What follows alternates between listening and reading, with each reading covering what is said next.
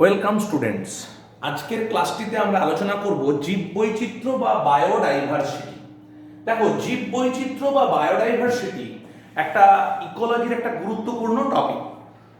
জীববৈচিত্র্য তার কথাটার মধ্যেই আছে যে আমাদের পরিবেশে বা আমাদের বাস্তুতন্ত্রে যত রকমের জীব আছে তার বৈচিত্র্যকে আমরা বলতে পারি জীববৈচিত্র্য বা বায়োডাইভার্সিটি। এই শব্দটা প্রথম ব্যবহার করেন বিজ্ঞানী W.G. রোজেন, ওয়াল্টার জি রোজেন। তিনি যেটা বোঝাতে চান এই টার্মটার মাধ্যমে সেটা হচ্ছে যে পৃথিবীতে বিভিন্ন ধরনের জীব রয়েছে। তুমি যদি তোমার বাড়ির ছাদে যাও, তুমি চারপাশ দেখো, দেখবে সেখানে আম গাছ, নিম গাছ, তাল গাছ, খেজুর গাছ থেকে আরম্ভ করে বিভিন্ন ধরনের উদ্ভিদ তুমি দেখতে পাবে। তুমি 10 রকমের পাখি দেখতে পাবে, তুমি গিরগিটি দেখতে পাবে, টিকটিকি দেখতে পাবে, তুমি কুকুর, ছাগল থেকে আরম্ভ করে গরু, বিভিন্ন রকমের বাড়ির ছাদ থেকেই এটা দেখতে পাবে। এবার যদি তুমি রাস্তায় বেরো, তুমি যদি অরণ্যে যাও, তুমি যদি পুকুরে যাও, সেখানকার বাস্তুতন্ত্রে তুমি বিভিন্ন ধরনের জীব দেখতে পাবে এবং বাস্তুতন্ত্র অনুযায়ী এই জীবগুলোর পরিবর্তন হতে থাকবে। বিভিন্ন ধরনের বাস্তুতন্ত্রে গেলে বিভিন্ন ধরনের জীব দেখতে পাবে এবং জীবগুলোর মধ্যে বিভিন্নতা লক্ষ্য করতে পারবে। তাহলে জীব বৈচিত্র্য এক কথায় যদি বলি যে বিভিন্ন জীবের মধ্যে যে বিভিন্নতা আছে, বিভিন্ন জীবের মধ্যে যে বিভিন্নতা বা বৈচিত্র্য আছে তাকেই আমরা বলতে পারি জীব বৈচিত্র্য বা বায়োডাইভার্সিটি। এই জীব বৈচিত্র্যকে আমরা প্রধানত 3টে ভাগে ভাগ করতে পারি: জিনগত বৈচিত্র্য, প্রজাতিগত বৈচিত্র্য এবং বাস্তুতান্ত্রিক বৈচিত্র্য। জিনগত বৈচিত্র্য মানে কি না, এই বৈচিত্র্যের কারণটাও যদি আমরা দেখতে চাই তাহলে দেখতে পাবো যে বিভিন্ন প্রজাতির মধ্যে বিভিন্ন সংখ্যক ক্রোমোজোম আছে, তার জিনের সজ্জারীতি, জিনের বিভিন্নতা রয়েছে। তাহলে সেই বৈচিত্র্যটা হচ্ছে জিনগত বৈচিত্র্য। এবার প্রজাতির মধ্যে বৈচিত্র্য আছে। একটা ধরো ব্যাঙ, পৃথিবীতে কয়েক হাজার ধরনের শুধু ব্যাঙ আছে, কয়েক হাজার প্রজাতির সাপ আছে। তাহলে এক একটা প্রজাতির মধ্যেও বিভিন্নতা আছে, আবার বিভিন্ন প্রজাতির মধ্যেও পার্থক্য আছে। তাদের মধ্যে অঙ্গ সংস্থানগত পার্থক্য আছে, তাদের মধ্যে শারীরবৃত্তীয় পার্থক্য আছে, তাদের মধ্যে বাস্তুতান্ত্রিক পার্থক্য আছে। তাহলে প্রজাতিগুলোর মধ্যে যে পার্থক্য সেটা প্রজাতিগত বৈচিত্র্য হিসাবে আমি ধরতে পারি। বাস্তুতান্ত্রিক বৈচিত্র্য মানে কি? বিভিন্ন বাস্তুতন্ত্রে তোমরা যদি যাও তাহলে বিভিন্ন বাস্তুতন্ত্রে বিভিন্ন রকমের জীবের অস্তিত্ব তোমরা লক্ষ্য করতে পারবে। তোমরা যদি পুকুরের বাস্তুতন্ত্রে যাও তাহলে এক রকমের জীব দেখবে, তুমি যদি মরুভূমির বাস্তুতন্ত্রে যাও আরেক ধরনের জীব দেখতে পাবে। অতএব বাস্তুতন্ত্র থেকে বাস্তুতন্ত্রে এই জীবের প্রকৃতি, জীবের বিভিন্নতার মধ্যে পার্থক্য লক্ষ্য করতে পারবে। সেটাকেই আমরা বলতে পারি বাস্তুতান্ত্রিক বৈচিত্র্য। এবার বাস্তুতান্ত্রিক বৈচিত্র্যকে আমরা 3টে ভাগে ভাগ করেছি: আলফা বৈচিত্র্য, বিটা বৈচিত্র্য এবং গামা বৈচিত্র্য। আলফা বৈচিত্র্য মানে কি? কোন ছোট অঞ্চলের স্থানীয় বৈচিত্র্যকে আমরা বলতে পারি আলফা বৈচিত্র্য, স্থানীয় বৈচিত্র্য। অর্থাৎ ধরো তুমি পুরুলিয়ার জীব বৈচিত্র্য, এটাকে আমরা বলতে পারি আলফা বৈচিত্র্য। কিংবা তুমি বলতে পারো মেদিনীপুরের জীব বৈচিত্র্য, আলফা বৈচিত্র্য। দার্জিলিং এর জীব বৈচিত্র্য, আলফা বৈচিত্র্য। অতএব একটা ছোট পরিসর অঞ্চলের স্থানীয় বৈচিত্র্যকে বলা হয় আলফা বৈচিত্র্য। তাহলে আলফা বৈচিত্র্য মানে হচ্ছে লোকাল ডাইভার্সিটি। এটা একটা জিনিস তোমরা মাথায় রাখবে।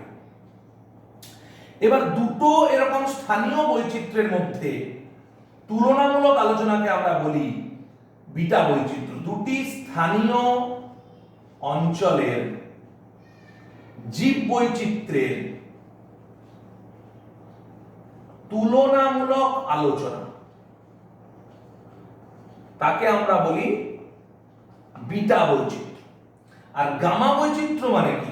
তুলনামূলক আলোচনা মানে আমি একটু বুঝিয়ে দিই যে তুলনামূলক আলোচনা বলতে ধরো তুমি বলছো যে পুরুলিয়ার জীব বৈচিত্র্যের সাথে তুমি দেখতে চাইছো মেদিনীপুরের জীব বৈচিত্র্যের কি পার্থক্য আছে, বা পুরুলিয়ার জীব বৈচিত্র্যের সাথে দীঘার জীব বৈচিত্র্যের কি পার্থক্য আছে। এটা ধরো সামুদ্রিক অঞ্চল, সেখানে গেলে তুমি ঝাউ গাছ, নারকেল গাছ, সুপারি গাছ, এসব গাছ দেখতে পাবে, বেশি দেখতে পাবে। আবার তুমি পুরুলিয়ায় এলে পলাশ গাছ, শাল গাছ, এসব গাছ বেশি দেখতে পাবে। তাহলে জীববৈচিত্র্যের একটা তুলনামূলক যদি আলোচনা করা হয়, that is known as beta diversity. আর গামা ডাইভার্সিটি মানে কি? বৃহৎ ভৌগোলিক অঞ্চলের জীববৈচিত্র্য, বড় একটা ভৌগোলিক অঞ্চল, অর্থাৎ তুমি বলতে চাইছো নিরক্ষীয় অঞ্চলের জীববৈচিত্র্য, বৃহৎ ভৌগোলিক অঞ্চলের জীববৈচিত্র্য। বৃহৎ ভৌগোলিক অঞ্চলের জীববৈচিত্র্যকে আমরা বলছি গামা বৈচিত্র্য। অর্থাৎ তুমি বলতে চাইছো নিরক্ষীয় অঞ্চলের জীববৈচিত্র্য, কিংবা তুন্দ্রা বায়োমের জীববৈচিত্র্য, কিংবা আর্কটিক বা আন্টার্কটিক অঞ্চলের জীববৈচিত্র্য, এরকম যদি তুমি আলোচনা করো সেটা হচ্ছে গামা বৈচিত্র্য। ওকে, তাহলে আমি যদি একটা ছোট ছবি দিয়ে একটু বোঝানোর চেষ্টা করি, ধরো এইটা একটা স্থান, এটা এ স্থান, এটা বি স্থান, এটা সি স্থান, এটা ডি স্থান, এটা ই স্থান বলতে পারো বা বাস্তুতন্ত্র বলতে পারো। তাহলে এ বাস্তুতন্ত্রের জীববৈচিত্র্য হচ্ছে আলফা বৈচিত্র্য, বি বৈচিত্র্য হচ্ছে আলফা বৈচিত্র্য। তাহলে এখানকার জীববৈচিত্র্য আলফা, এটা একটা আলফা, এটা একটা আলফা, এটা একটা আলফা, এটা একটা আলফা। তাহলে এই প্রত্যেকটা, ধরো এ বাস্তুতন্ত্র, বি বাস্তুতন্ত্র, সি বাস্তুতন্ত্র, ডি এবং ই, এই সব বাস্তুতন্ত্রগুলোর একক এককভাবে বৈচিত্র্য হচ্ছে আলফা বৈচিত্র্য। কিন্তু যখনই এটার আমি তুলনামূলক আলোচনা করব, অর্থাৎ এ এর সাথে বি এর তুলনামূলক আলোচনা করব, সেটা হয়ে গেল বিটা, কিংবা বি এর সাথে সি এর তুলনামূলক আলোচনা করব, এটা হলো বিটা, ডি এর সাথে ই এর তুলনামূলক আলোচনা করব, হয়ে গেল বিটা বৈচিত্র্য। এবার ধরো আমি এই পুরো অঞ্চলটা, এটা হয়তো একটা পুরো বড় ভৌগোলিক অঞ্চল, এর জীববৈচিত্র্য যদি আমি করি তখন হয়ে যাবে গামা বৈচিত্র্য, গামা ডাইভার্সিটি। তাহলে গামা মানেই একটা বৃহৎ ভৌগোলিক অঞ্চল, বড় ভৌগোলিক পরিসরের জীববৈচিত্র্যকে আমি বলছি গামা বৈচিত্র্য। তাহলে উদাহরণ হিসেবে মনে রাখতে গেলে আরেকবার বলে দিই, আলফা বৈচিত্র্য হচ্ছে কোন একটা ছোট পরিসর অঞ্চলের জীববৈচিত্র্য, যেমন পুরুলিয়ার জীববৈচিত্র্য কিংবা দীঘার জীববৈচিত্র্য ইত্যাদি। আবার বিটা বৈচিত্র্য হচ্ছে যখন পুরুলিয়া এবং দীঘার মধ্যে তুমি তুলনামূলক আলোচনা করছো, তখন বিটা বৈচিত্র্য। গামা মানে বড় ভৌগোলিক অঞ্চলের, যে তুন্দ্রা বায়োমের জীববৈচিত্র্য, নাতিশীতোষ্ণ অঞ্চলের জীববৈচিত্র্য, এরকম যদি কোনো পার্টিকুলার অঞ্চল ভেদে তোমরা বলো তাহলে হবে গামা বৈচিত্র্য, বৃহৎ ভৌগোলিক অঞ্চলের জীববৈচিত্র্য। এবার আমরা দেখি যে মেগা ডাইভার্সিটি কান্ট্রি বা মেগা বৈচিত্র্যপূর্ণ দেশ, এটা একটা খুব ইম্পর্টেন্ট কনসেপ্ট। দেখা গেছে যে পৃথিবীর, এটা যে একটা গ্লোব হয়, তার যদি তোমরা ধরে নাও যে এই যে রেড ডট লাইনটা, এটা হচ্ছে বিষুবরেখা বা নিরক্ষরেখা। দেখা গেছে যে বিষুবরেখা বা নিরক্ষরেখার আশেপাশে মোটামুটি উপরের দিকে 23.5 ডিগ্রি উত্তরে আছে যেন কর্কটক্রান্তি রেখা, এবং 23.5 ডিগ্রি দক্ষিণে আছে মকরক্রান্তি রেখা। এই যে অঞ্চলটাকে, এটাকে বলা হয় নিরক্ষীয় অঞ্চল। এই নিরক্ষীয় অঞ্চল অর্থাৎ এই বিষুবরেখার আশেপাশের যে দেশগুলো, তার মধ্যে টোটাল 17টা দেশকে এই মেগা ডাইভার্সিটি কান্ট্রির অন্তর্ভুক্ত করা হয়েছে। দেখা গেছে যে এই দেশগুলো জীববৈচিত্র্য খুব বেশি, বায়োডাইভার্সিটি অত্যন্ত রিচ এখানকার। কেন রিচ? না, দেখা গেছে যে এই অঞ্চলটাতে ঋতু বৈচিত্র্য সবচেয়ে ভালো হয়। এখানে যেমন একদম 0 ডিগ্রির মতো অবস্থাও পাবে তোমরা, আবার 50 ডিগ্রির অবস্থাও পাবে। এখানে বৃষ্টিপাত ভালো হয়, কোথাও আবার বৃষ্টিপাত কম হয়। এখানে উষ্ণ অঞ্চল, আর্দ্র অঞ্চল সব রকমই আছে। এখানে বিভিন্ন ধরনের সমভূমি, মালভূমি থেকে আরম্ভ করে বিভিন্ন ধরনের জলবায়ু অঞ্চলের মধ্যে অবস্থান করছে, যার ফলে গোটা পৃথিবীতে যে বায়োডাইভার্সিটি আছে তার প্রায় 50 to 60% বায়োডাইভার্সিটি এই অঞ্চলটাতে আছে। শুধুমাত্র নিরক্ষীয় অঞ্চলে বা বিষুব অঞ্চলে, নিরক্ষীয় অঞ্চলে পৃথিবীর টোটাল বায়োডাইভার্সিটির 50 to 60% কিংবা তারও বেশি বায়োডাইভার্সিটি এখানে আছে। তাই এই অঞ্চলের এই দেশগুলো, 17টা দেশকে আমরা বলছি মেগা ডাইভার্সিটি কান্ট্রি। এবং এখানে উদ্ভিদ এবং প্রাণীর প্রাচুর্য অত্যন্ত বেশি। বিভিন্ন ধরনের উদ্ভিদ প্রাণী পাওয়া যায়, কয়েক হাজার করে সেখানে প্রজাতির উদ্ভিদ প্রাণী পাওয়া যায়। 17টা দেশ তার অন্তর্গত।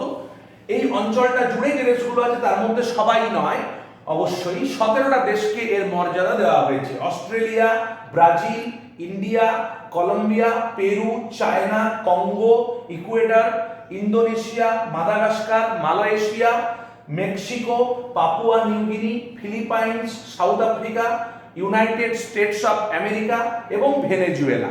এই দেশগুলোতে বায়োডাইভার্সিটি অত্যন্ত সমৃদ্ধ, উদ্ভিদ প্রাণীর প্রাচুর্য অত্যন্ত বেশি, ঋতু বৈচিত্র্য অনেক বেশি দেখা যায় বলে এই দেশগুলোকে মেগা ডাইভার্সিটি কান্ট্রি বা মেগা বৈচিত্র্যপূর্ণ দেশ বলা হয়।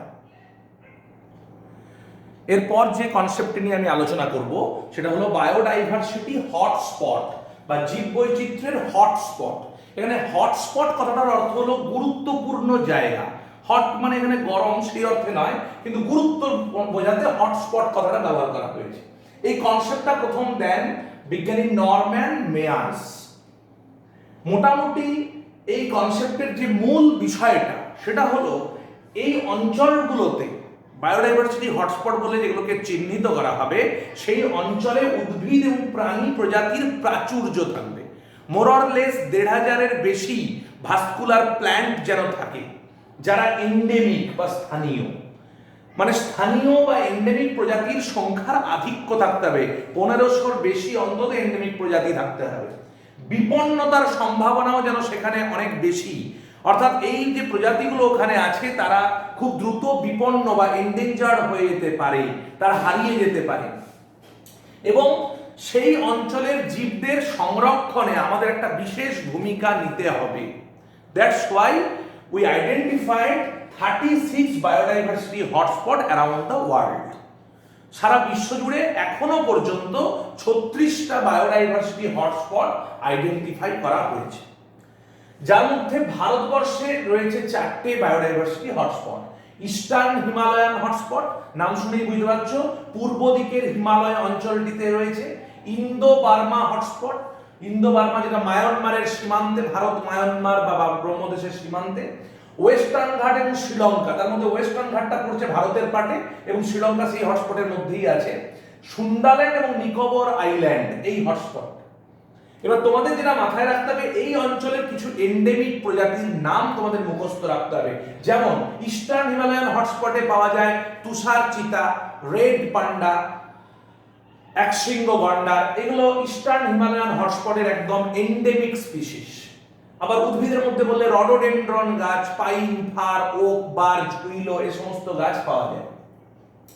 তো এরকম ভাবে তোমরা সব অঞ্চলগুলোর কিছু এন্ডেমিক প্রজাতি নাম মাথায় রাখবে।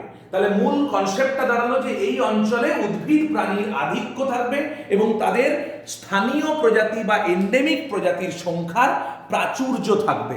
বিপন্নতা এবং সংরক্ষণেও তার একটা গুরুত্ব থাকবে। বিপন্নতার সম্ভাবনা যেমন বেশি, তাই সংরক্ষণে একটা বিশেষ গুরুত্ব দেওয়া প্রয়োজন। এবার আমরা জীববৈচিত্র্য নিয়ে, যেটা আমাদের মূল চিন্তার বিষয়, সেই জায়গাটা নিয়ে আমি একটু গুরুত্ব নিয়ে আলোচনা করি। যে জীববৈচিত্র্য তার 3টে অ্যাসপেক্ট নিয়ে এবার আমি মূলত আলোচনা করব। যে জীববৈচিত্র্যের গুরুত্ব কি, হঠাৎ জীববৈচিত্র্য নিয়ে আমরা এত সচেতনতা অবলম্বন করছি কেন, এত সচেতন হচ্ছি কেন, বা জীববৈচিত্র্যকে বাঁচিয়ে রাখার এত চেষ্টা কেন, 1 নম্বর প্রশ্ন। 2 নম্বর প্রশ্ন হচ্ছে তাহলে জীববৈচিত্র্য হ্রাস পাচ্ছেই বা কেন। তাহলে নিশ্চয়ই জীববৈচিত্র্য হ্রাস পেয়েছে, তাই আজকে তার গুরুত্ব নিয়ে আমরা এতটা সচেতন হচ্ছি বা এত পড়াশোনা করছি। আর যদি হ্রাস পাচ্ছে তাহলে তাকে সংরক্ষণ করার উপায়টাই বা কি, অর্থাৎ কিভাবে, কি পদ্ধতি অবলম্বন করলে আমরা জীববৈচিত্র্যকে বাঁচাতে পারি, পৃথিবীকে তার পূর্ববর্তী অবস্থায় ফিরিয়ে দিতে পারি। একটা জিনিস তো বুঝতে হবে যে আজকে সারা পৃথিবী জুড়ে যে স্ট্রাগলের মুখোমুখি আমরা, যে সমস্যার মুখোমুখি আমরা, সেই সমস্যার মূল কারণ জীববৈচিত্র্য নষ্ট হওয়া। আজকে এমন পৃথিবী আমরা কেউ কল্পনা করতে পারি না যে পৃথিবীতে শুধু একা মানুষ বাস করবে। কারণ মানুষকে বাঁচতে গেলে এই পৃথিবীর বাস্তুতন্ত্রকে বাঁচিয়ে রাখতে হবে। তাই গাছকে বাঁচানো, অন্য প্রাণীকে বাঁচানো, অর্থাৎ আমরা এরকম ভাবে ভাবছি যে আমি অন্যদের প্রতি দয়া দেখাচ্ছি, অন্যদেরকে বাঁচাচ্ছি, জীববৈচিত্র্যকে রক্ষা করছি, নেভার। তোমরা এটা মনে রাখার চেষ্টা করবে যে যদি মানুষকে পৃথিবীতে বাঁচতে হয়, আমরা স্বার্থপরের মতো নিজেদের জন্যই আগে ভাবি, যদি মানুষকে বাঁচতে হয়, যদি আমাদের ভবিষ্যৎ প্রজন্মকে বাঁচাতে হয়, তাহলে জীববৈচিত্র্যকে আমাদের রক্ষা করতেই হবে। কারণ আমাদের পূর্ববর্তী প্রজন্মের লোকেরা, আমাদের পুরনো ওল্ড জেনারেশন, তারা দিনের পর দিন পৃথিবীকে বিভিন্নভাবে নষ্ট করেছে এবং আজও আমরা নষ্ট করে চলেছি। আগেকার দিনে শিকার ছিল একটা গুরুত্বপূর্ণ বিনোদন। আগেকার দিনে যুদ্ধ বিগ্রহে প্রচুর জীব বৈচিত্র্য নষ্ট হতো, প্রচুর প্রাণী উদ্ভিদ নষ্ট হতো। সেই ফলাফল হিসাবে আজকে আমরা যেটা পাচ্ছি, আজকে বিভিন্ন জীব, বিভিন্ন অর্গানিজম বিপদের মুখোমুখি, সংকটের মুখোমুখি। একের পর এক জীব পৃথিবী থেকে হারিয়ে যাচ্ছে, অবলুপ্ত হয়ে যাচ্ছে, চিরতরে বিনষ্ট হয়ে যাচ্ছে। তাহলে আমাদের প্রথম প্রশ্নটা নিয়ে আমরা আগে এমফাসিস দিই যে জীববৈচিত্র্যের গুরুত্ব কি, কেন জীববৈচিত্র্যকে বাঁচাবো। তার কারণ এটা গুরুত্বপূর্ণ খাদ্যের উৎস। আমরা যে ভাত খাচ্ছি, ডাল খাচ্ছি, শাকসবজি খাচ্ছি, আমরা মাছ মাংস খাচ্ছি, সবগুলোই কিন্তু জীব। সবাইকে বাঁচিয়ে রাখা প্রয়োজন, তাই খাদ্যের উৎস হিসেবে তাদেরকে দরকার। ঔষধ, আমাদের বিভিন্ন জীবনদায়ী ঔষধ তৈরি হয় বিভিন্ন উদ্ভিদ থেকে, বিভিন্ন প্রাণীর দেহ থেকে। ধরো তোমরা জানো সিংকোনা গাছ থেকে কুইনাইন পাওয়া যায়, সর্পগন্ধা গাছ থেকে রেসারপিন পাওয়া যায়। এরকম প্রচুর গাছ থেকে, নিম গাছ থেকে আরম্ভ করে বিভিন্ন গাছ থেকে বিভিন্ন ধরনের ভিটামিন, বিভিন্ন ধরনের অ্যান্টিবায়োটিক সমস্ত কিছু পাওয়া যায়। তাহলে সেই ড্রাগ বা ঔষধ তৈরি করার জন্য আমাদেরকে জীববৈচিত্র্যকে বাঁচাতে হবে। বাস্তুতন্ত্রের ভারসাম্য বজায় রাখার জন্য, অর্থাৎ আমি যেটা বলছিলাম, শুধু মানুষ তো একা বাঁচতে পারবে না, টোটাল ফুড চেইন, ফুড ওয়েবটাকে আমাদেরকে বাঁচাতে হবে। Until and unless we preserve the food chain, we preserve the ecosystem, আমাদের পৃথিবী বাঁচবে না, বায়োডাইভার্সিটি বাঁচবে না। আমাদের সম্পদ হিসাবে কাজ করছে, পৃথিবীর গুরুত্বপূর্ণ সম্পদ, প্রচুর কাঠ থেকে আরম্ভ করে বনজ সম্পদ আমাদের বিভিন্ন কাজে লাগে, আসবাবপত্র তৈরিতে, ঘর বাড়ি তৈরিতে, কলকারখানা তৈরিতে, কলকারখানার বিভিন্ন প্রোডাক্ট তৈরিতে, এইগুলো সম্পদ হিসাবে কাজ করছে। তাই জীববৈচিত্র্যকে বাঁচিয়ে রাখতে হবে। জিন ভান্ডার বা জিন পুল হিসাবে কাজ করছে, বিভিন্ন জীবের মধ্যে বিভিন্ন রকমের জিন আছে, এই জিনগুলোকে আমাদেরকে বাঁচিয়ে রাখতে হবে, কারণ এগুলো যদি হারিয়ে যায় আর কোনো দিন ফিরে আসবে না। অর্থনৈতিক গুরুত্ব রয়েছে, আমরা এই সমস্ত বনজ সম্পদ, আমরা প্রাণীজ সম্পদ, এগুলোকে বিক্রি করে আমরা অর্থ উপার্জন করতে পারি। আমরা তোমরা শুধু ভেবে দেখো যে এখন একটা বনাঞ্চল সরকার রক্ষা করে, সেখানে মানুষ দেখতে যায়, ট্যুরিজমের জন্য যায়, সেখান থেকে কোটি কোটি টাকা উপার্জন হয় এক একটা সরকারের। একটা জু বা একটা চিড়িয়াখানা থেকে লক্ষ লক্ষ টাকা রোজগার হয়, সরকার বলো বা বিভিন্ন প্রাইভেট সংস্থার বলো। তাহলে অর্থনৈতিক গুরুত্ব হিসেবে সেটা কাজ করছে, বিনোদনের মাধ্যম হিসেবে কাজ করছে। আমরা যদি একটা চিড়িয়াখানায় যাই, বাঘ দেখি, আমরা যখন জিরাফ দেখি আমাদের মন ভালো হয়, আমরা যখন পাখি দেখি আমাদের মন ভালো হয়। তাই বিনোদনের উৎস হিসাবেও কিন্তু এই জীববৈচিত্র্যের একটা গুরুত্বপূর্ণ অবদান আছে, সেটা তোমরা মাথায় রাখবে। মূল্যবোধ গড়ে তোলে, এই যে আমরা কোনো প্রাণীকে মারবো না, অন্য প্রাণীকে ক্ষতি করব না, এই মূল্যবোধ, এই ধারণা আমাদের মধ্যে তৈরি করতে হবে। আমাদের এই মূল্যবোধ, যে দেখবে তোমরা সাধারণভাবে কোনো প্রাণীকে মারো না, এই যে মূল্যবোধ, এই মূল্যবোধ গড়ে তোলার ক্ষেত্রেও এই জীববৈচিত্র্যের একটা গুরুত্বপূর্ণ অবদান আছে।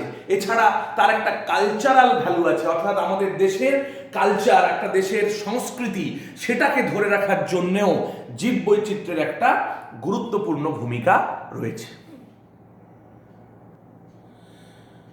এবার আমি আলোচনায় আসি যে জীববৈচিত্র্যগুলো এত ব্যাপকভাবে হ্রাস পাচ্ছে কেন। পৃথিবীতে যে বিভিন্ন জীব, যেমন সিংহ, বাঘ, চিতা থেকে আরম্ভ করে বিভিন্ন ছোট বড় বিভিন্ন প্রাণী এবং বিভিন্ন উদ্ভিদ ধীরে ধীরে পৃথিবী থেকে হারিয়ে যাচ্ছে।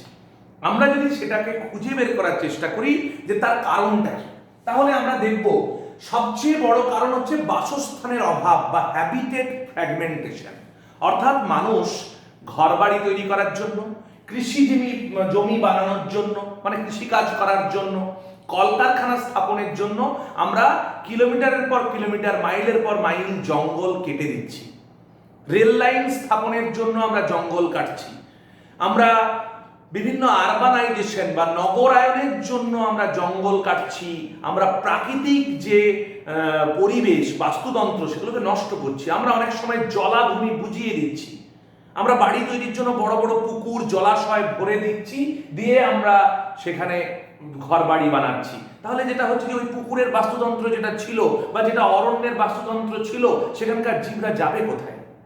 তাহলে তুমি স্বাভাবিকভাবে একটা ভেবে দেখো তোমরা, যে একটা ধরো জঙ্গল ছিল, সেখানে হাতি বাস করতো, তুমি সেই জঙ্গলের মাঝখান দিয়ে রেলপথ স্থাপন করে দিলে, তাহলে সেই হাতিগুলোর হ্যাবিটেটটা ফ্র্যাগমেন্ট হয়ে গেল, হ্যাবিটেটটা ভেঙে গেল।